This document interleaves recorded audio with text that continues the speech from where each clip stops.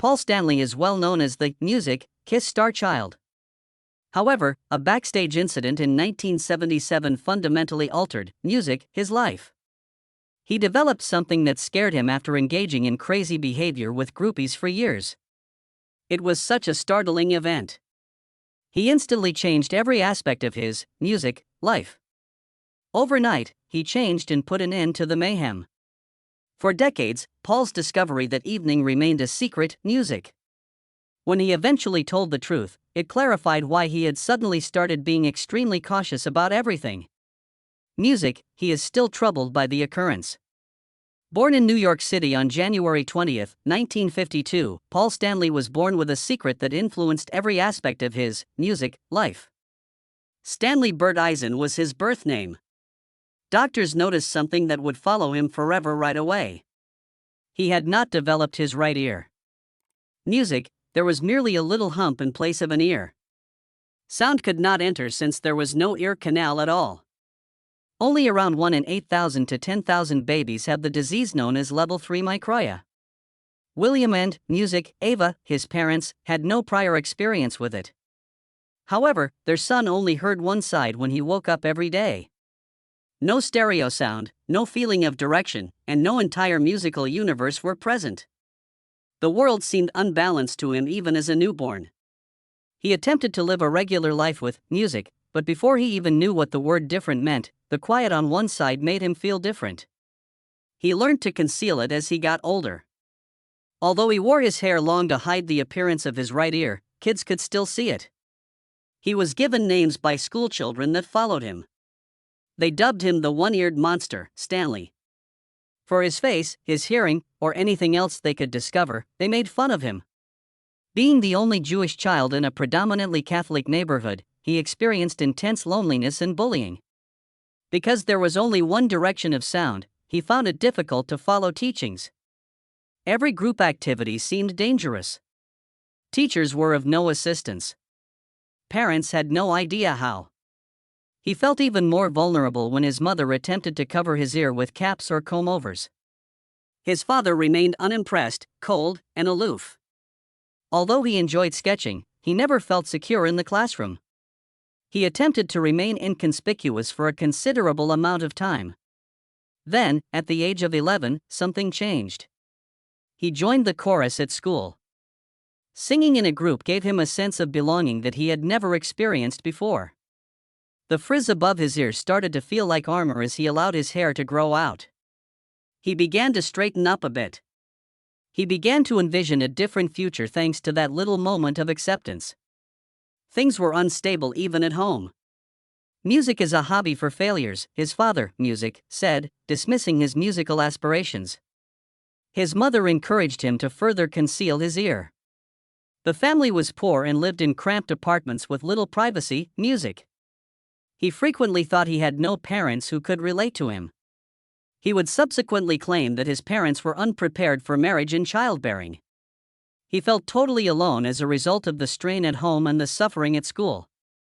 Kundi, his 1960-born sister, brought much more heartache.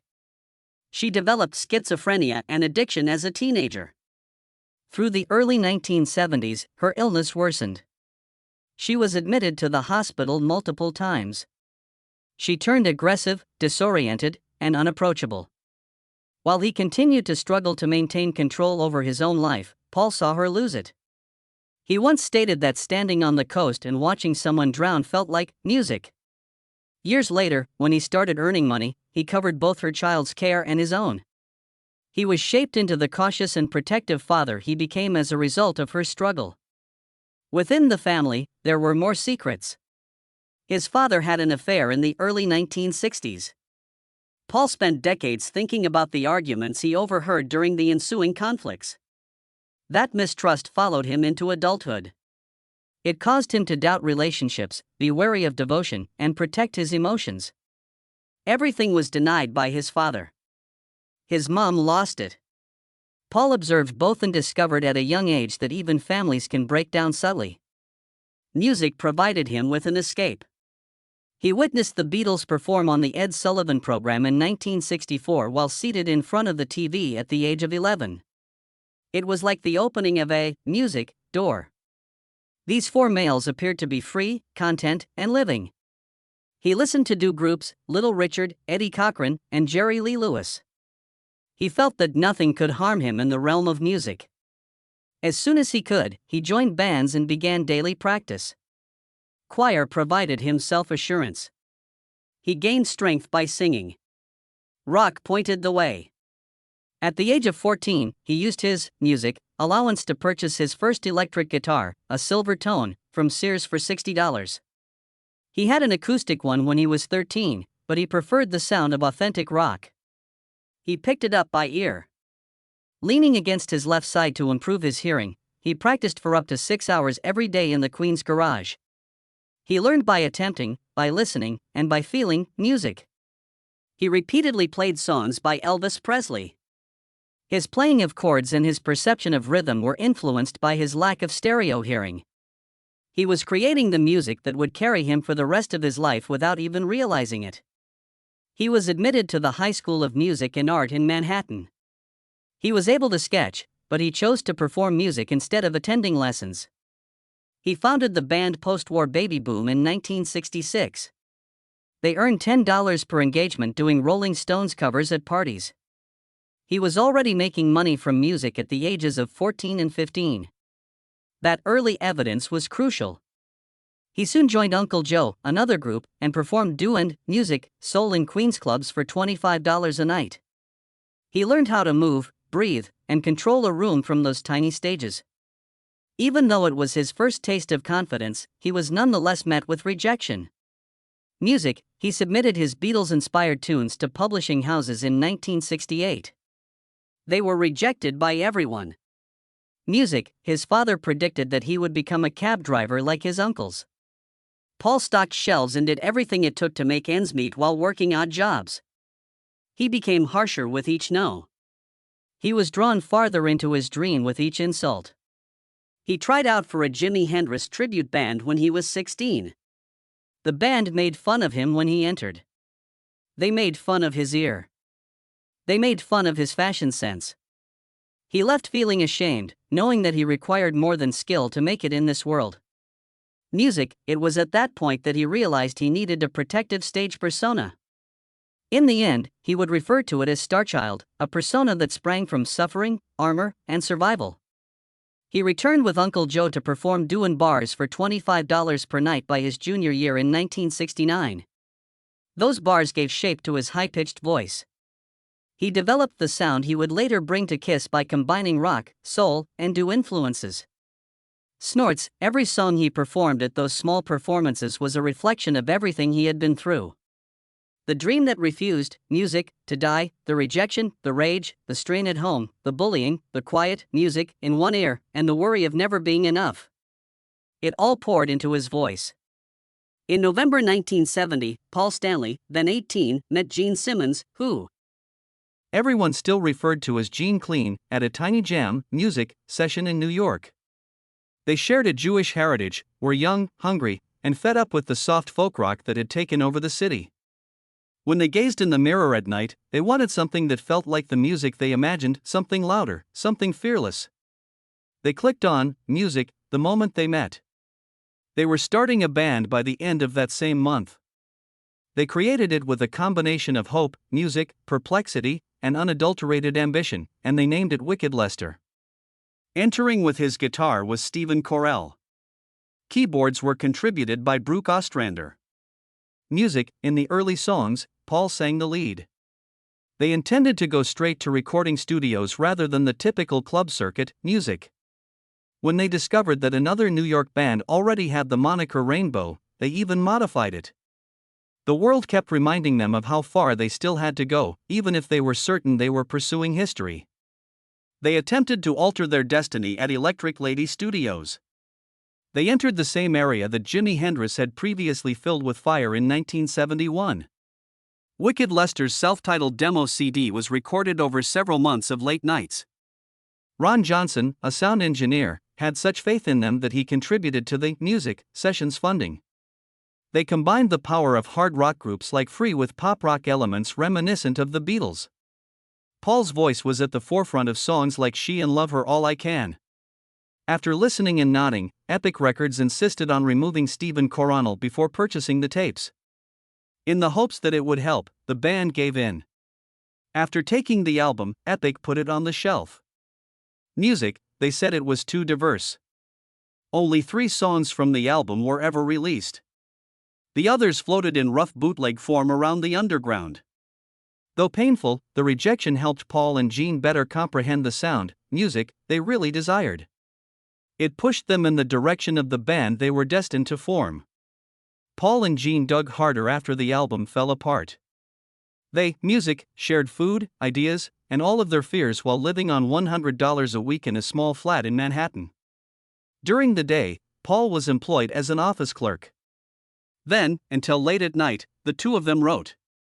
They wrote around 20 new songs in less than a year, including early versions of songs like Strutter that would go on to become hits. The apartment was in disarray.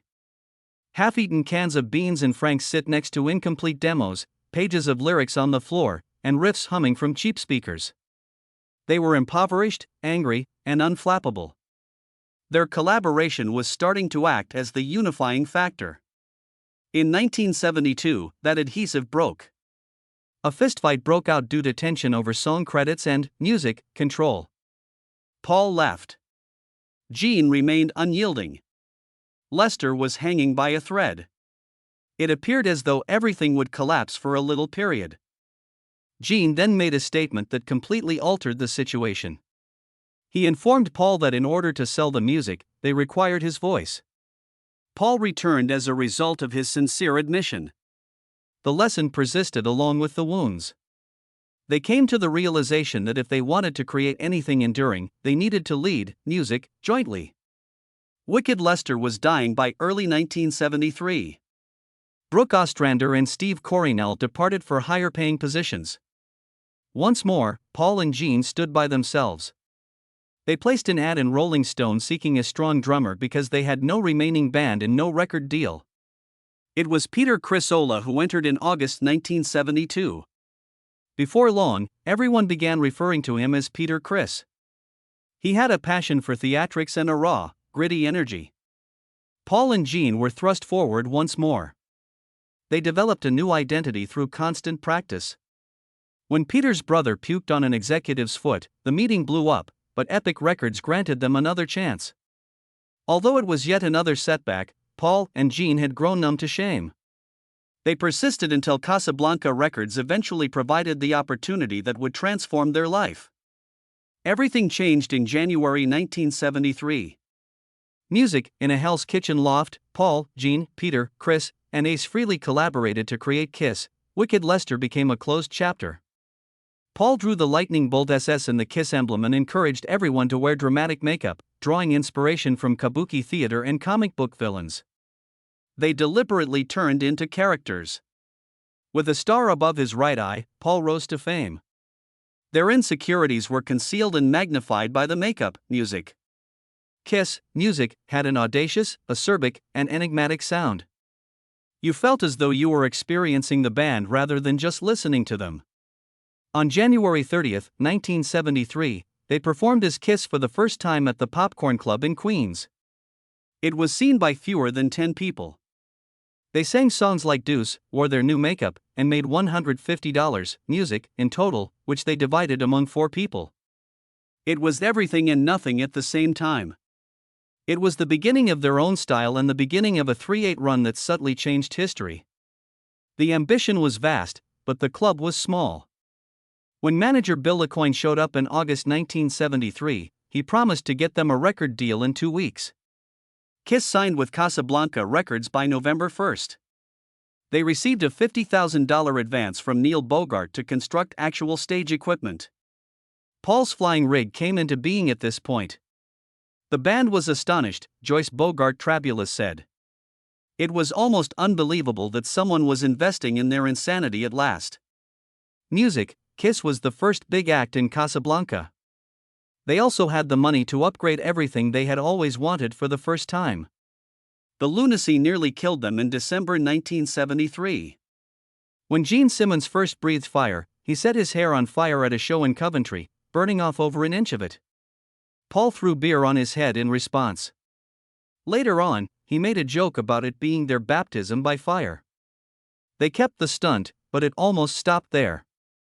Fire breathing quickly became a feature of every presentation because audiences enjoyed the danger. Music, simply called Kiss, their debut album, was released on February 8, 1974. At Bell Sound Studios, they recorded it in just 6 days. Paul's contributions included Firehouse and Black Diamond, both of which went on to become essentials. On the Billboard chart, the album peaked at number 87, Music.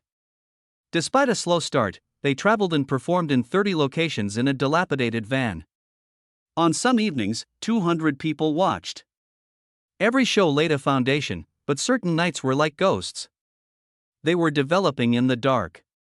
After its October 1974 release, Hotter Than Hell peaked at number 100 on the Billboard 200. Just 200,000 copies were sold. Due to the recent loss of Casablanca's primary distributor, promotion was initially poor. In order to quickly release a new record, the tour was shortened. They performed 100 performances nationwide in early 1975, culminating in a crazy night in Detroit where fans tore up Paul's guitar. Even if the band's financial accounts were empty, the chaos demonstrated how passionate Kiss fans were growing. March 1975 saw the arrival of Dressed to Kill. At number 32, it peaked. They were encouraged to write an anthem by the label.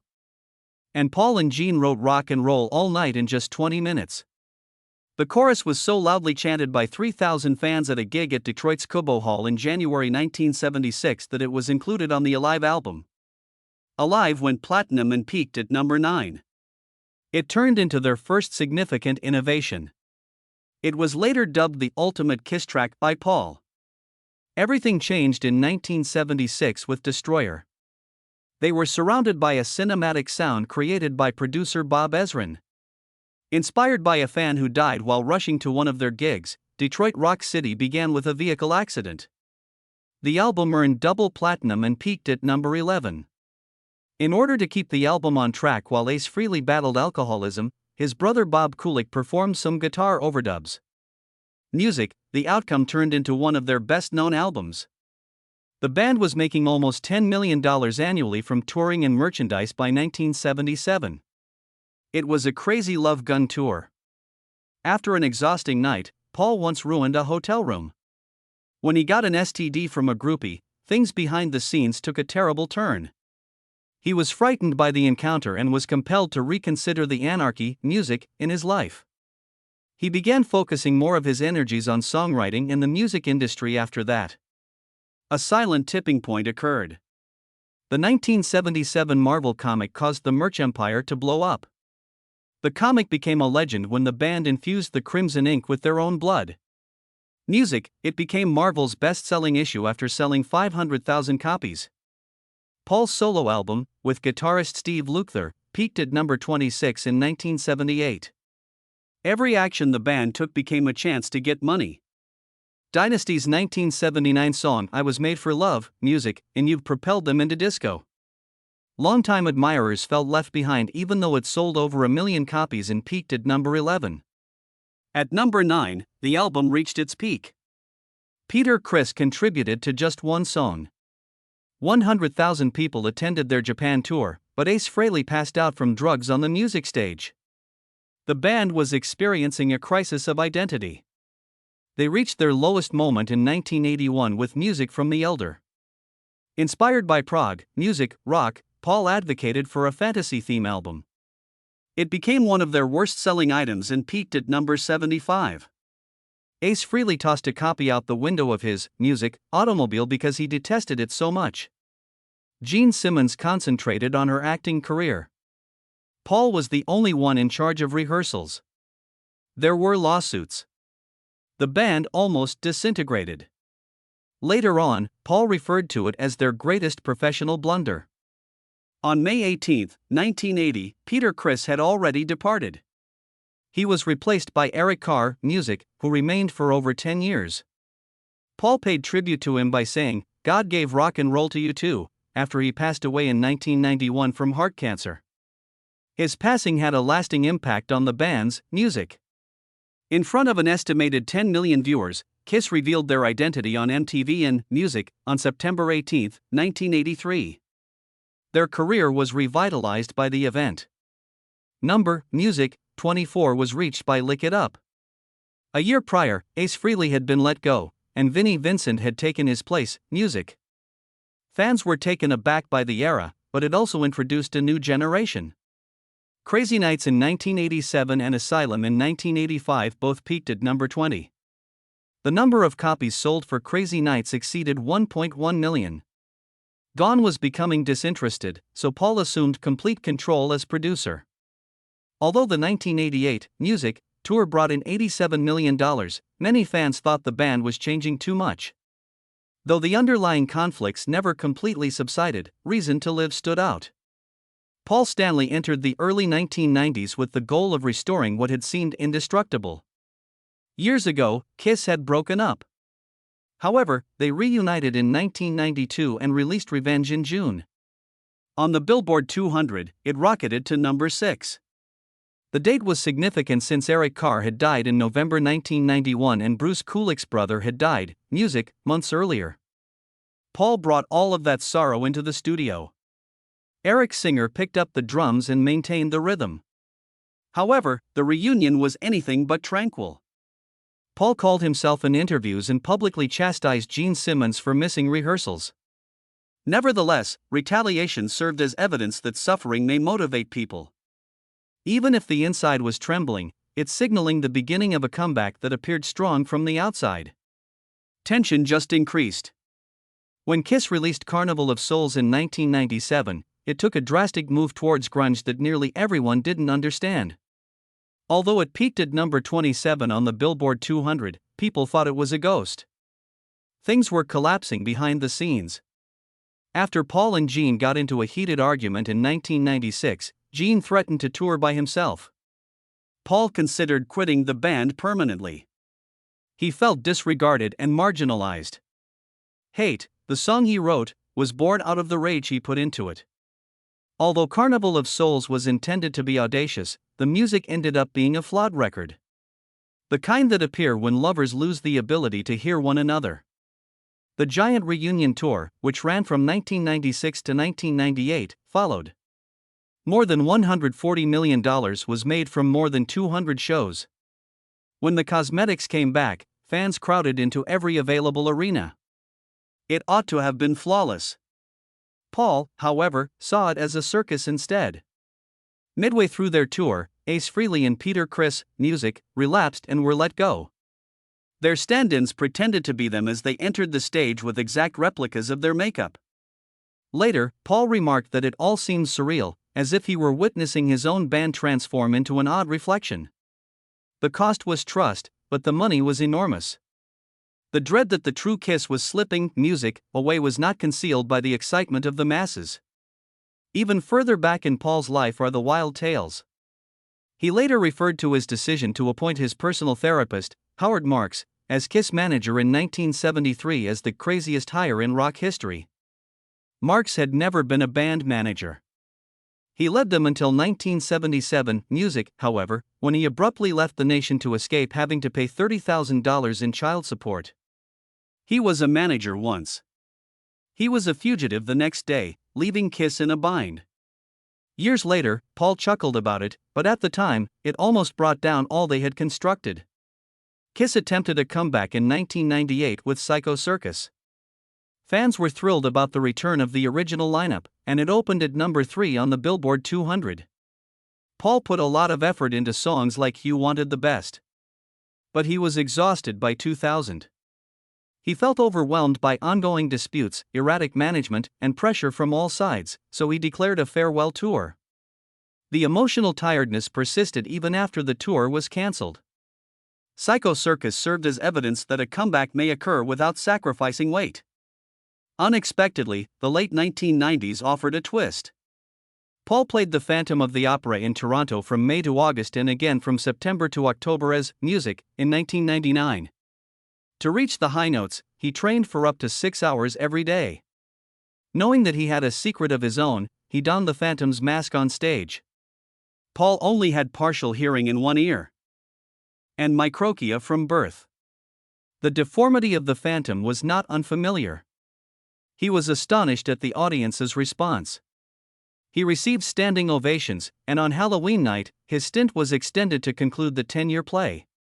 It was evidence that he could change who he was at any time. He was transformed by the mask. Paul had concealed his ear ailment for years. He had to confront it when he entered the Phantom's domain. He discussed it on CNN in 2013 and talked about his early experiences with bullying and humiliation. Playing the Phantom encouraged him to support About Face, an organization that assists children with facial disorders, and helped him appreciate his own uniqueness. Letters were written by fans. Children made contact. Paul became aware that he wasn't alone. His integrity transformed suffering into strength. His book, Face the Music, was published in 2014. Mel Conquest. Welcome to the couch, Paul Stanley. I appreciate you being here. It's great to be here. Indeed. It exposed music, conflicts, regrets, and secrets that influenced his life and went on to become a New York Times bestseller. In 1976, he wrote about a fistfight with Gene Simmons that nearly brought the band to an end. Because he never pressed for a prenuptial agreement, he discussed losing over $1 million in his 1991 divorce from Pamela Bowen. The narrative described a guy who had simultaneously held fame, rage, love, and fear, and who at last, through music, allowed the world to see it. After then, Paul shocked fans one more with Soul Station. He formed a 15-piece R&B group, went on tour in Japan, and put out an album titled Now and Then that combined his original compositions with covers of famous soul tunes. Since he grew up singing this song on the streets, critics were astounded by how natural he was. It served as a reminder that Paul's voice was always influenced by soul and doo-wop, even underneath the makeup and fireworks. Paul expanded his universe as the 2000s went on. In 2008, tours such as Alive 35 brought in over $200 million. In 2012, he co-founded Rock and Brews, which has expanded to 50 sites by 2025. In 2009, he used the Sonic Boom Overload Tour to raise money for wounded warriors. He went beyond being a rock star to become a businessman and a philanthropist. On December 2, 2023, Kiss's last tour, End of the Road, came to an end at Madison Square Garden. Paul floated above the crowds night after night, clinging to every last spark, after 250 performances and over $300 million in ticket sales. Music. By 2025, he acknowledged that fatigue and Ace Frehley's death earlier that year had influenced his decision to stop. Without the stage, he felt adrift, but he also realized it was time. Even if the actual band is finished, Paul guaranteed fresh gigs by 2027, and Kiss will continue with digital avatars. He also advanced because of his art. He has been painting big abstract paintings that are about 8 feet tall since 2006. His art sales surpassed $25 million by 2025. His Emotions series was sought after by collectors and museums from London to Tokyo. Fans' approval, rather than critics, was sufficient to keep him producing. Paul made a revelation in February 2025 that shocked devoted followers. According to him, there are still unreleased music, Kiss songs from 2023, but they might never be released because some of the lyrics from the 1970s, such as those in Mr. Speed, don't feel right. Some of the old tunes, he claimed, were no longer age-appropriate. Paul was uneasy about publishing them unfiltered because the times had changed. Music, he wished for the heritage to endure without causing harm to others. The charity that assisted children with facial defects were always in his heart. He started endorsing About Face in 2014 after witnessing the impact the Phantom role had on other people. He promised to donate $1 million from his art sales in 2025 to community initiatives, care, and surgery. In Queens, he also launched a youth music initiative that provides instruments and instruction to children with impairments. His conviction that charity is not an option, it is an obligation transformed his own early hardships into a route that now benefits hundreds of people.